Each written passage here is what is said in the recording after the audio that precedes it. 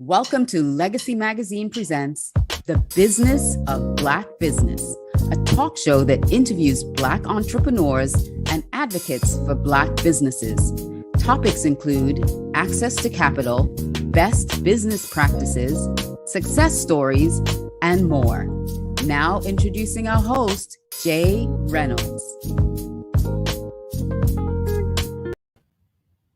Hi, my name is Jay Reynolds, and welcome to the Business of Black Business. Are you an emergency minority or woman-owned business that is looking to launch or to scale up? Are you looking for mentoring, training, or support? Today, we get to meet a person that can help you with all three of those things. And again, my name is Jay Reynolds. I own and operate WolfCreek Consulting. We are a top-ranked executive staffing firm that specializes in finance, accounting, and IT, with offices in Fort Lauderdale, Birmingham, and West Palm Beach, Florida. This is the Business of Black Business. It's been a couple of weeks, so I missed you guys. This show is designed to help Black entrepreneurs and would-be Black owners navigate the unique understanding of how to grow and start a business. It's a unique opportunity to gain access directly to people that have done it, to hear directly from business owners, successful business owners, to hear how they did it, to hear how it happened, to kind of be in the room where it happened. And also, it's designed to give you access to information to help you to what? Grow your business. First of all, before we get started, I need to thank our sponsors. We have sponsors that have been with us for over a year now, and we could not certainly have done this without these guys. So I want to thank them. DeMesman and Dover, personal injury attorneys, Victor and your staff, thank you for all you do, not only to support Black businesses and small businesses, but also how you support HBCUs. Careersource South Florida, FAMU Medical Marijuana Educators and Research Institute, Solid Waste Authority of Palm Beach County, and finally, AARP. You guys have been with us for over a year. Thank you, thank you, thank you. Today, we get to meet Chantel Price, serial entrepreneur. Chantel, thank you very much for being here. How are you? Good. Thank you for having me. I'm excited to be here. Well, cool. I'm so excited to have you here. You're a busy person, so thank you for carving out the time to do this. I don't read bios, but I will read a snippet about a little bit about who you are, because I really want people to understand who you are from your perspective, and we won't get that from bios, right? Right. Chantel Price speaks words that motivate and elevate businesses across the globe. Based in Philadelphia and Miami, with a bachelor's degree from Pennsylvania State University, with a master's degree in business administration from the University of Phoenix. She is the owner of 5 companies, count them, 5 companies in the Philadelphia and surrounding areas. In addition, Chantel lends a helping hand to help small businesses and owners in order to help to take their business from one place to the next. So really excited to hear about Chantel's journey as an entrepreneur, and also what she does in order in an effort to help small businesses. So with that being said, Chantel, I'm excited about talking to you. First of all, why don't you introduce yourself to the viewers and tell us a little bit about yourself? Want to hear about your background, who your influences were, what makes you you? Okay. Well, thank you for having me once again. First, I like to say I'm a mother of 3. I'm 35. You just turned 35. So my 35 mother of 3. Yes, have 3 kids. And I call myself a serial entrepreneur because I feel like we are mixed up. I don't have one industry that I'm mixed in. We mixed up in a whole different lot of layers. So I do a lot of stuff. So I don't categorize myself as one thing. After high school, I went to Pennsylvania State University. No, let me backtrack a little bit. After high school, I went to Cookstown University. I actually got pregnant my sophomore year, and I was like anybody, scared to death. Like, should I stay in school? Should I not? What the heck am I going to do now? Right? Gotcha. What am I going to do? So my sophomore year, I've always been a planner though.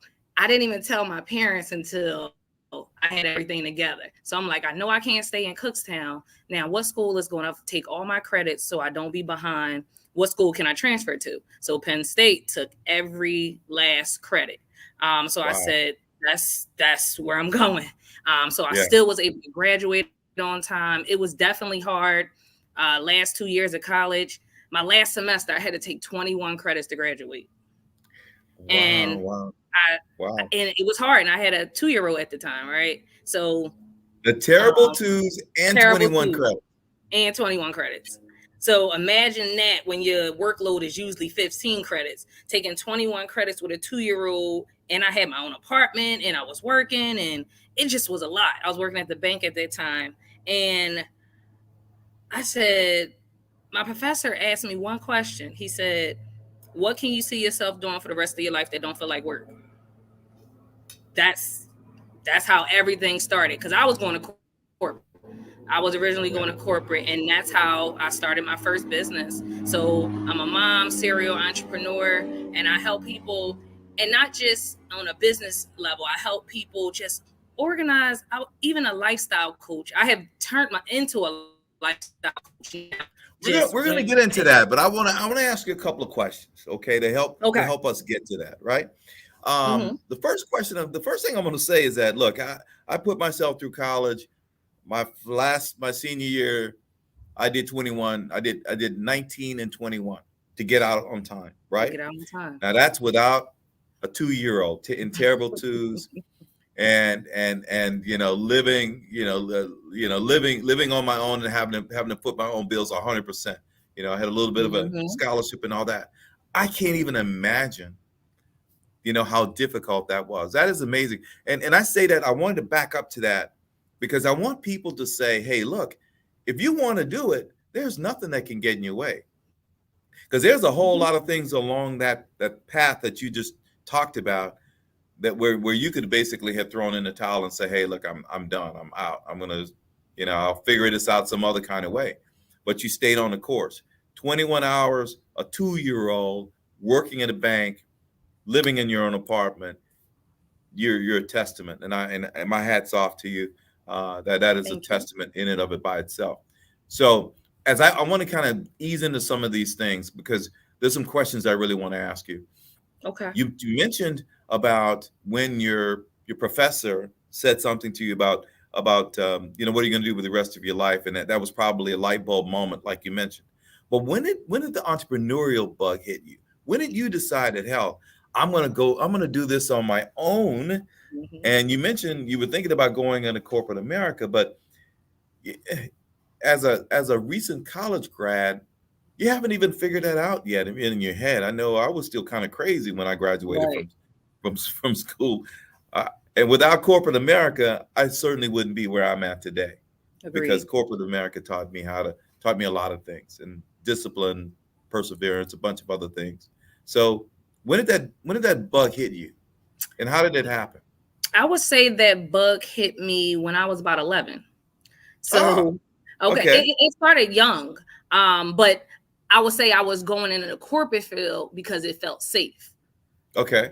Safe. Right. But I always wanted to be an entrepreneur. But that corporate, when you're in college, you're like, I don't want to feel like taking risks. I want to make money like right now. So that's where that thought came from. But when I was about 11, it's funny. I was trying to save up money to buy like Christmas gifts. And I hired my sisters and brothers. We started making wreaths. The wreaths that you put on the door. Yeah. So what we did was I made everybody get the wire hangers at that time, right? And we took the branches off the Christmas tree and like tied them together and made wreaths. And then I went to the dollar store, and I'm 11 at this point, and we had right. Is there? I got you. We had a shopping center around the corner from our house, and I bought like the red bows that you could put on the top of the wreaths, and we knocked on doors. And this is the winter. We knocked on doors and sold those wreaths for $8. Yeah. So I'm 11. I paid them $2 off of each wreath they sold, and we made about $150, something like that. Nice. That's when I knew. I'm like, okay, I like this. I like Yeah, this. So yeah, then yeah. it started to like mature. When I was in middle school, they used to pay me like little like stipends, like to put together the assemblies and put together the dance routines and just put together a lot of stuff. But I really started making money in high school.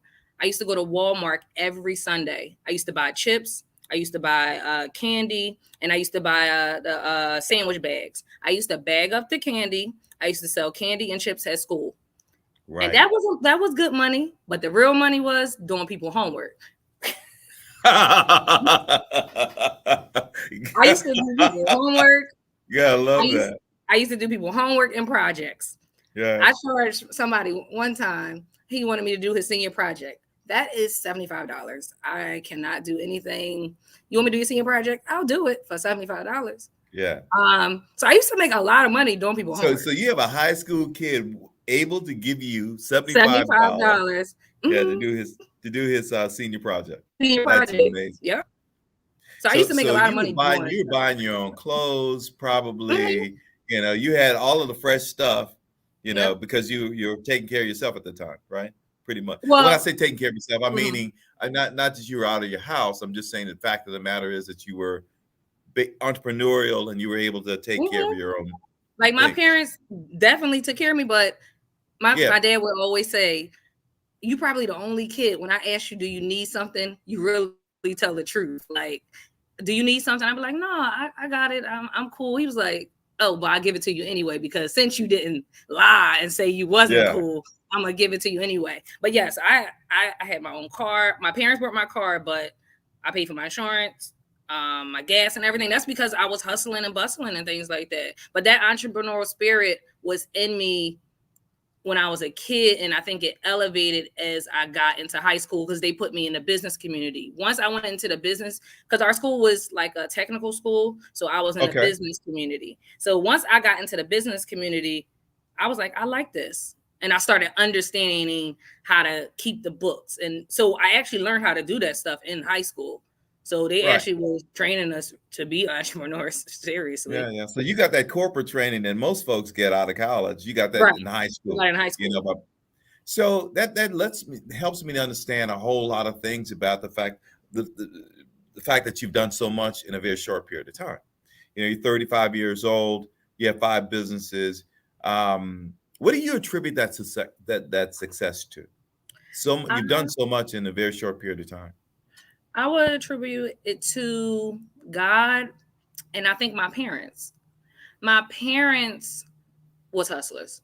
Okay. My dad had real estate. He owned a few businesses. My mom was a nurse. She worked 2 and 3 jobs. They were always hustling. So I saw that hard work when I was younger.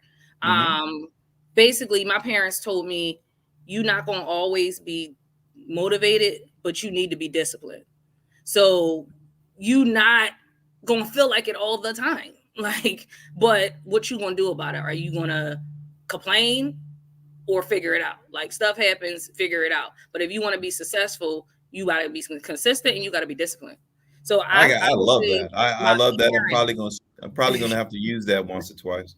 Yep. My parents are the reason why I'm successful, because they gave me that tough love, but also you can do it too. So I appreciate that. So I will give it to them, honestly. Talk to me a little bit about the 5 different businesses that you have. Tell me about them. Can you tell us a little bit about them? Each of the businesses. Yes. So Elevate Dance Studio, that's located outside of Philadelphia in a small suburban area called Chester, PA.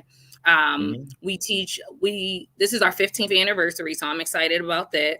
We teach ballet, jazz, hip hop, tap, acrobatics. So you've had this business since you were 19? Yep, since I was 19. When my professor asked that question, when he said, what do you see yourself doing for the rest of your life that don't feel like work? I said dance. So that's how it shaped into that. I actually got a corporate job. I got hired at Enterprise corporate straight out of college. I didn't take it. He asked that question. That was the last semester. And I said, I'm going to do dance. I've been dancing since I was 7. I went to Philadelphia my whole life. And then I stopped it was something I didn't want to do anymore. But then when he asked that question, I said, dance. It don't feel like work, and I like to do it. So I wound up, that was April of 2000. That was like February 2009. And April of 2009, I opened up the school as a trial basis. So what I did was I created some flyers, and I got some kids to go around like Chuck E. Cheese and like give out flyers. That's where the kids is at. Right.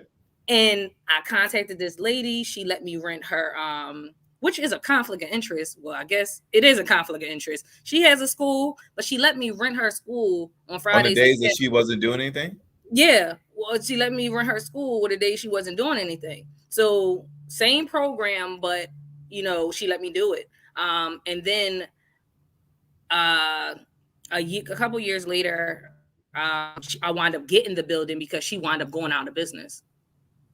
I wound up, and then she wound up saying, if you take over the lease, you can have everything, the mirrors, the bars. This is how I know it was in God's plan, because that stuff is worth $50,000, $60,000. Right. You want your mirrors, your bars, your flooring, and all that stuff. She wound up giving it to me to take over the lease. So that was good. Elevate Dance Studio, that's in Chester. Chantel Price Business Consultant. We're a full service business consultant firm, from creating your business, your websites, your logos, your business taxes, whether you need mentoring, accountability. Most business owners need accountability more than anything. Accountability, your bookkeeping, things like that. We're a full service. So anything you need, we will handle that. Then I own this company called Glitz and Glam. Now, Glitz and Glam is a full partnership with the district attorney's office in Philadelphia. So we're a youth mentoring program where the district attorney sends kids to us, and they finish. Right. So we're talking about kids that are, instead of going through, let's call it the system, they give them the opportunity to perhaps go through a program like this. Is it primarily girls, and it's primarily dance, or it's no? It's not even dance. It's not even dance. It's so we have our top program is our junior cosmetology program. So we actually teach kids how to do hair and things like that. So it's mix of boys and girls. So once they come through the program, instead of them getting a record, Philadelphia District Attorney's Office has this program called diversion. So they try to divert them out of the system. So they'll come to different programs. They come to my program. After they finish my program, we'll write a letter of recommendation to get their record expunged. So you have to finish my program. We write the letter. You go to court, and now you don't have a record. Right. So they're trying to eliminate them on the path. It takes them on a different path, and give them that skill too. Yeah, giving them that cosmetology skill. I'm a big proponent of not giving people fish, right? You teach them how to fish. And you don't have to feed somebody, but you teach them how to feed themselves. And what you're doing is two things, kind of twofold. Like number one, you're teaching them, you're saying, hey, look, this is keeping you out of the system, because gosh knows, once you go in, that's like a Venus flytrap, right? You go into that thing and you can't come back out. You never get out. So, and then you're teaching them, like you mentioned, a skill set that allows them to be able to take care of themselves and their families for the rest of their lives. And I just think that that's pretty cool. And it's cool because after they finish the program, we made it where we have a junior Shark Tank. So say if we have 5 kids in the program, and then they all have to create a business, whether we had kids that's created t-shirt lines, jewelry lines, like edge control, shampoo and conditioner, oils and stuff like that. So they'll create it in the program, and then we'll have a mini Shark Tank at the end. So you'll pitch your business to us, and everybody, the winner gets a cash prize to open up their business. Nice. That's really cool. So it's an incentive. Yeah, it's an incentive. Inner city kids, we like a little competition, and we like a little incentive. Who don't like an incentive? Like, let me finish this program. I get my record expunged. I learn a skill set, and I can win some money to open up the business that I want. So you getting 3 things on, even if you got an assault case, something good came out of it. Right. So I enjoy that business. And then are you hands-on in that particular business? Yes. So that business is so I fly out mostly like every other week too. I fly back and forth from Miami to Philly every other week because I like to check on everything there as well and here. So I am hands-on with that business. We have and is our mentoring too, because like on Tuesdays we'll do our mentorship and it's just girl talk. We just talking, we just vibing, things like that. And then Tuesday, Wednesday is they skill their cosmetology. So we like to do that because I would say more so, not like a mom, but more like an auntie. Now, I wouldn't even say a big sister. We're more like an auntie than anything. Yes, you trust us, but we also tell you, okay, sis, that's not it. Like you need to, like that's not gonna work here. So they like that too. We've been doing that we're going on our 3rd year contract with the district attorney's office. Right. So we're going to that's actually really cool. Now you have 2 more businesses. Yes. I don't want to shortcut those businesses. Yes. What are the other 2? Elevate Dancewear. So what I did was I always think of how can I get multiple streams from one company instead of doing multiple companies. So Elevate Dancewear started from me selling dancewear to my dance school. But then it turned into a magnitude of things where every dance school was coming to me wanting to buy from me. So I created the leotards, I created the costumes, I created the ballet shoes, the jazz shoes. So now I'm a wholesaler for dance schools across the USA. So if you need leotards and stuff like that, you just buy from me. And I don't. Is it all online or is it all online? Okay. No all online. And they actually have to be a member, and membership is free, but we also don't sell to the public. So the reason why I don't sell to the public with that business is because say if a studio wants to buy tights from me, I sell it at a wholesale price. So you can sell it at retail price. Right. So you not only are you buying it, I'm giving you the opportunity to buy a wholesale. You also can make money. That's another stream of income for your studio. Right. And that's long term. And that's long term. Yeah. They gotta buy it anyway. What's the last business? The last business, we had Glitz and Glam, we had Chantel Price. Elevations Event Center. So I own a 400-seat theater with a stage where we do live performances, weddings. It's in Chester. It's called Elevations Event Center. It's a 400-seat theater. It's about 450 now if you add the balcony. We have a full stage, everything. So we do live performances, weddings, birthday parties, corporate events, things like that. So we just had an award show there this weekend. So that's all 5, right? Girl, you scared. You're scaring me. That's 5, right? Yeah. You're scared. I'm already getting up at 5 o'clock in the morning, leaving here at 7. I got to catch you up. It's a lot. It's a lot. I'm only kidding with you, Chantel. I'm only kidding. I'm very proud of you, sister. I'm very proud of you. Thank you. That's all it is. I'm just it's a kidding lot. with you. But in terms of which one are you most close? Which one are you closest to? Which is your favorite? Okay. If you asked me a couple years ago, it would have been dance school. Okay. But like I tell people, once you make a passionate business a business, you don't like it anymore.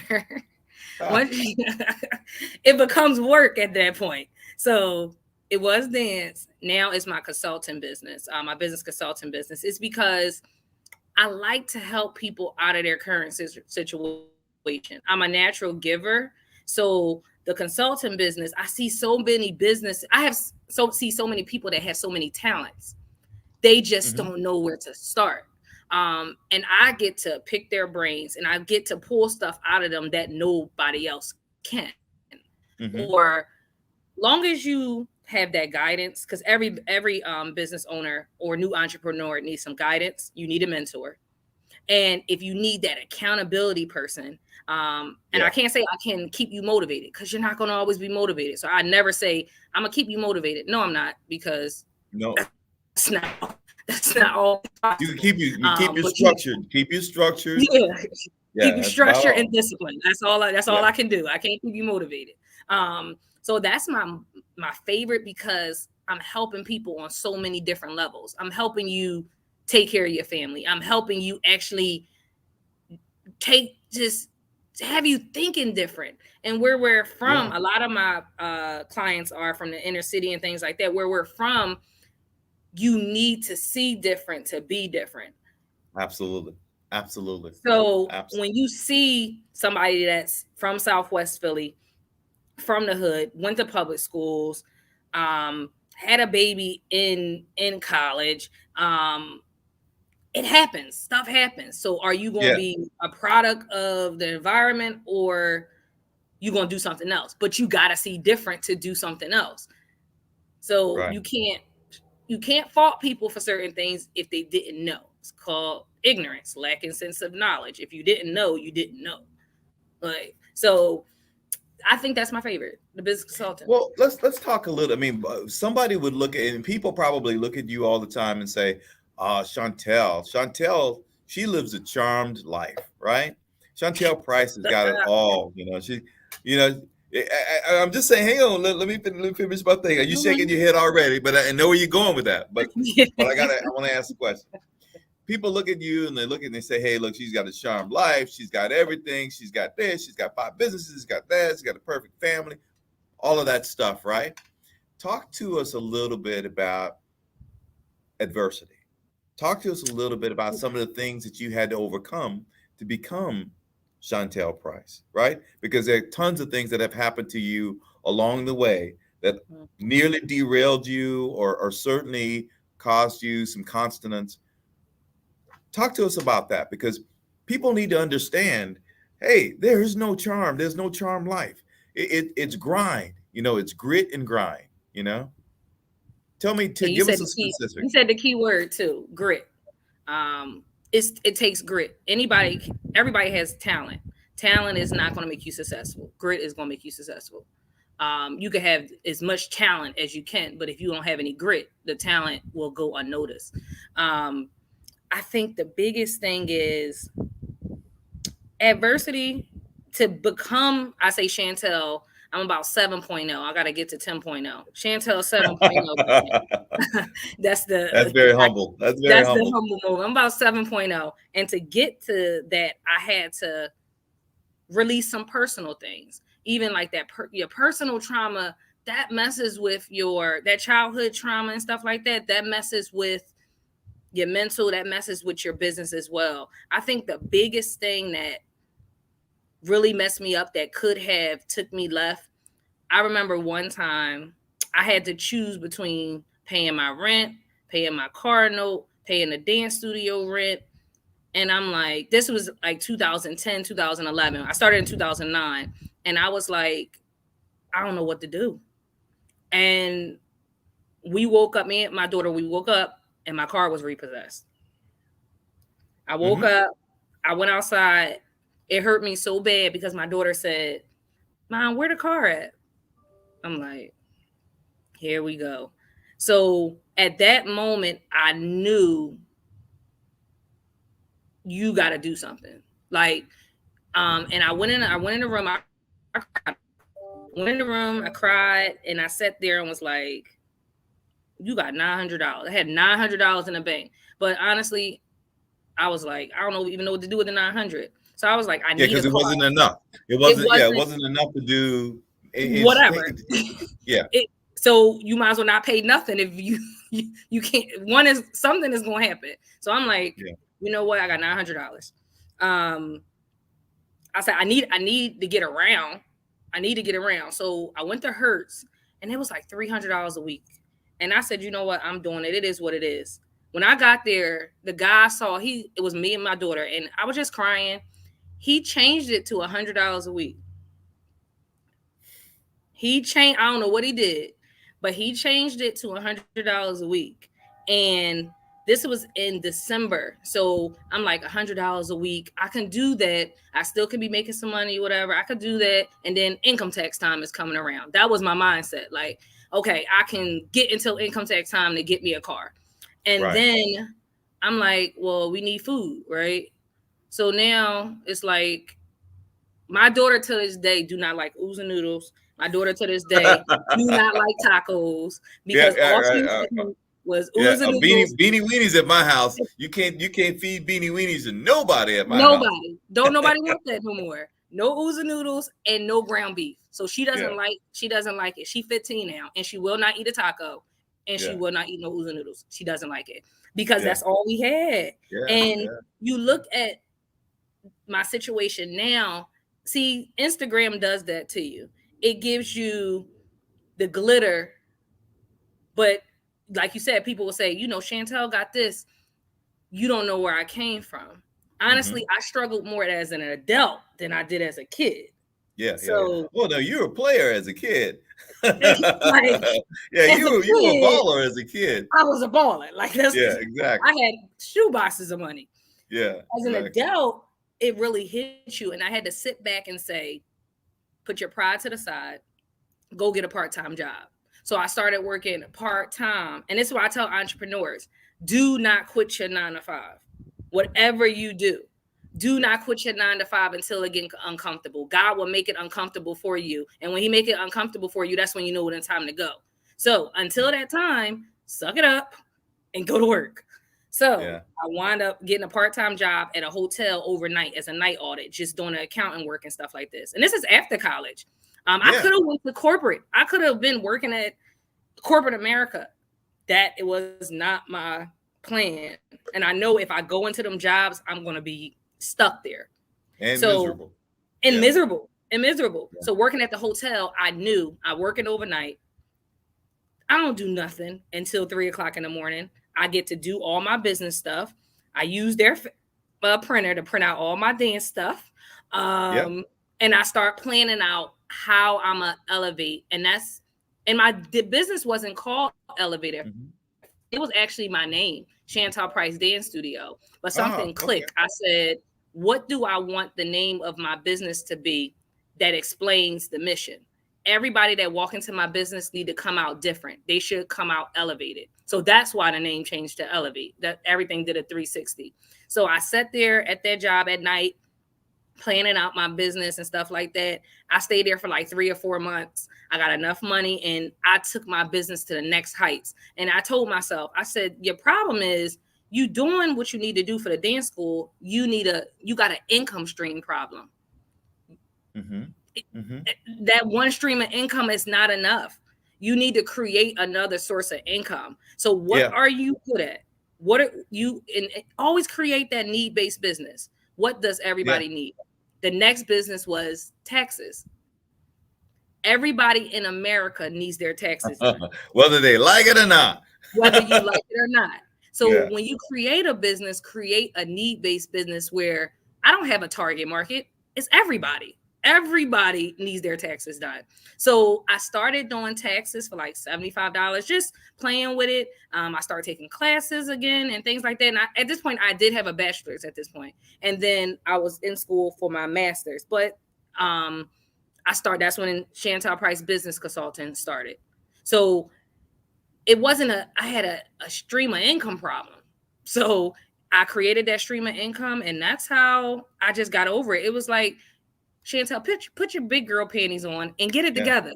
Like, come on. Like, what are you going to do? But the bottom line is that you realize, hey, like you weren't so humble. I mean, you weren't so proud to the point in time when you said, I'm going to give this up and just try to see if I can figure out a way to get this done, right? Figure out a way to uncomplicate my life, because your life is very complicated at the time. Mm-hmm. Cars repossessed, all that kind of stuff. Very complicated. You could have just thrown in a towel, but you didn't. You basically said, hey, look, I'm going to figure this out. And that's one of the things that I tell people all the time, more than anything else. Hey, look, trouble ain't going to last always. It's just not going to last always.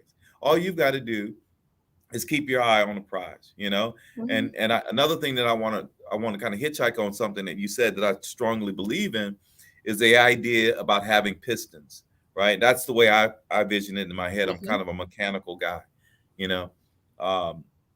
It's pistons for me. One piston is going to be down and the other piston is going to be up. But you always have to have something working. Right. Mm-hmm. Sometimes this thing that you like is not happening. But this other thing that you might not like nearly as much is killing it. Right. Mm-hmm. You have to do that. You have to make sure that you have these pistons going up and down. Anyway, I just enjoyed having a conversation with you. Tell me, what's up? What's next for you? Where are you headed? Well, without giving out your secrets? No, I'm gonna give it out. I give it out a little bit. I give it out. My next thing is building up. I have a section in my consulting business called BossUP University, and we teach courses. The last 2 courses has been really, really successful. The last 2 courses was Be Your Own Boss, session 1 and session 2. This is where we took. It was 14 entrepreneurs, whether they have a business or not. Put them in a room. And when you're in the room with people that's actually wanting to better themselves, you have no choice but to better yourself, or you're going to fall out. We started with 20, we ended with 14. And that class. What's an entrepreneur without a business, though, Chantel? I'm sorry, that's like I don't know what that is. That's like, what in the world is an entrepreneur without a business? Well, they'll consider, I tell my clients, do you have a hustle or do you have a business? Because there are 2 different things. So are you hustling or are we operating a business? So they like, what's the difference? What's the difference? I said, well, if you go on vacation, can your business operate without you? They was like, no, exactly. Yeah. You have to figure that out. A business has other people working to have the business running. If you hustling, everybody has that hustle. I have a hustle business where it's my play money. It's my shopping money. I really don't do too much with it, but I know what that business is for. I don't even do anything like that. But for me, I want to increase my BossUP University. My next course is October 2nd. And it's called Become a Tax Professional. So after you finish the course, you'll be a certified tax professional. I'll actually hire you on my firm. You can work from anywhere. You'll get software training. You'll learn individual tax returns, 1040s and 1099s, and you can opt in to add the business course too, where you'll learn LLCs, S corps, nonprofit taxes, and things like that. So I'm going towards more education now, because I don't want to open up another business. I want to help other businesses get open. Whether, and then I thought about franchising my businesses at first. No, I mean, I said, won't I create classes where I teach people about my companies, and then eventually, I mean, most likely they'll be on the team, or they can open one, because eventually I'm going to franchise everything out. They could be a franchisee. So sure. I'm definitely pitching that. I'm excited about this new course. On the tax side, you're able to give a certification to people. Yeah, so that's something that you can actually franchise fairly easily. I gotta tell you that I really, first of all, and I don't say this in a patronizing way. You have a really, really interesting story, right? And the hustle, the grind, the grit, you have it all there. To accomplish all the things that you've accomplished at age 35 is just amazing to me. And doing it with all these freaking balls in the air. You keep all these balls in the air, and most people, that's where they fail, I find, is when they have so many balls in the air that they can't keep all the balls in the air, and then one ball drops and the rest of them drop. They don't trust people, though. Those people don't have a team. My team is amazing. I'm gonna give a shout out to my team. I have 14 staff between Miami and PA, and they're amazing. My assistant keeps me organized, where I tell entrepreneurs, I tell them, you have to leave the day-to-day if you want the business to be successful. Why do you need to leave the day-to-day? How can you be the innovator and the person that's the day-to-day? How can you create when do you have time to sit and think of creating ideas if you're constantly working the day-to-day? So you can't be the day-to-day person and the innovator. Pick one. Yeah. And I learned that from this book called Why Do Small Businesses Fail and What to Do About It. And that was the main thing. You can't be the receptionist and the hairstylist. Yeah. It doesn't You can't work. be the business development person and the person who actually makes stuff happen behind the scenes. You can't do both. You can't. certainly can't do that and go on vacations to the point that you made earlier. You Certainly can't can't. do both those. So Yeah. once you build that team, then guess what? We all made up of all different layers. That's why people, when they create that's the biggest mistake people do. They don't create the business plan. And if you did create your business plan, at the end of it, it has an exit strategy. You would know when it's time to exit.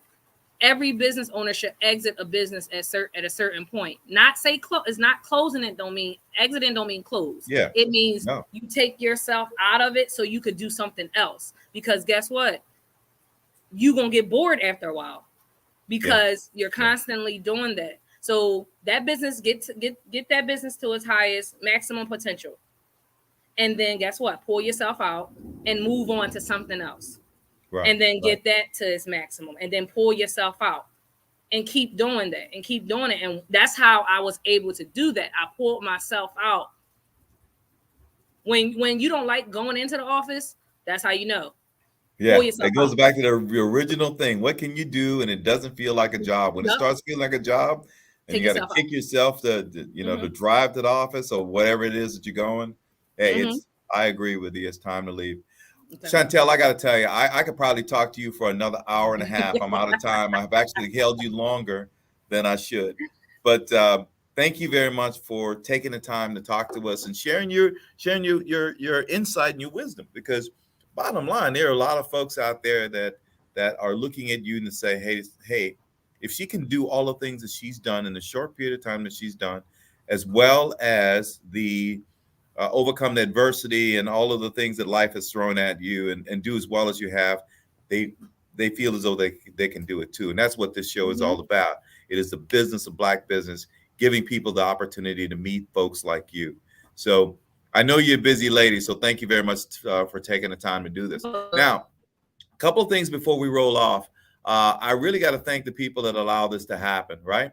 First of all, Dexter Bridgman and Aaliyah, you guys are amazing. Thank you for all that you do, and thank you for making this important. Thank you for giving back to this. We're into our second year of doing this now, so that's actually very cool as well. Demesman and Dover, personal injury attorneys. Victor, I said it in the beginning. Thanks for supporting Black businesses, and also thank you for supporting HBCUs. Careersource South Florida. Take a moment to talk about these guys because of what they do. Careersource South Florida, on a weekly basis, they have jobs that are posted that could be potentially life-changing jobs for people. I like to go down the list of a couple of these jobs just to let people know what's out there. There's a restaurant manager that's $25 an hour, an employment security rep for $21 an hour, a brewer for $18 an hour, a people and culture coordinator, $15 an hour, an aircraft mechanic, $15 an hour, a transportation security officer, $15 an hour, groundskeeper, $13 an hour, a line cook, $13 an hour, a photo tech, $13 an hour, a hostess, $10 an hour. Now, the cool thing about this is that each and every week, Careersource South Florida posts these jobs online, and you can find that job that would potentially shape, change not only your life, but the life of everybody around you. I also want to thank FAMU Medical Marijuana Educators and Research Institute, Solid Waste Authority of Palm Beach County, and finally, AARP. And again, all of these guys have been with us for over a year. Thank you for making this important, and thank you for contributing. Last thing I want to do before we go, I want to give some plugs to my cohorts, people that also have shows that are on Miami Media Group. Mondays, the show, The Business of Black Business with Jay Reynolds at 1 p.m. I do this each and every week. Tune in for our next show as well. On Tuesdays, My Money, Your Money at 7 p.m. with Brigitte Lumpkin. On Wednesdays, Soul at 7 p.m. with Nikki Galen. Thursdays, Lunch with Legacy Leaders, 12 noon with Anne-Marie Sorrell. And on Thursdays, The Taste of South Florida, 7 p.m. with Chef Ari.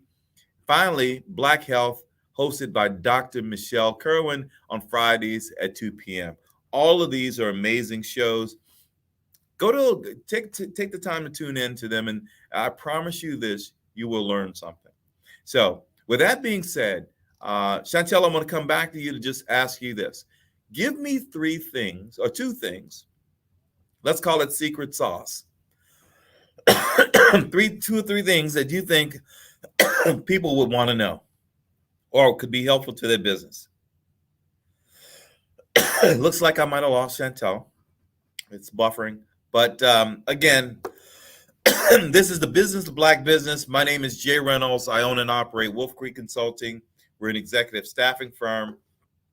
I always say, if it is to be, it's up to me. And thank you for tuning in. And let's do this again, Monday at 1 p.m., same time. Thank you very much. Have a great day.